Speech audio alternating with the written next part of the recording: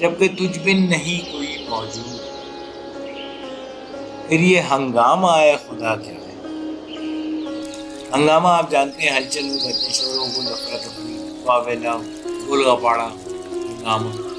बिन जानते हैं कि सिवा, तुझ बिन, तेरे सिवा, मौजूद, प्रेजेंट। और खुदा आप जानते हैं अल्लाह ताला से खालिद फरमा रहे हैं कि ये हंगामा जो कायनात में नजर आता है,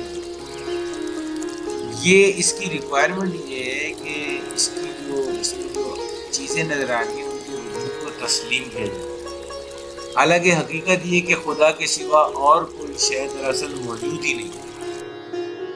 इसलिए गालिब ने अपनी इस हैरत बड़े ज़बरदस्त तरीके से पूछने के अंदाज में पेश किया है, लेकिन इसका मतलब उनका पूछना नहीं है, उनके एक हैरत का इजहार है, ताज्जुब का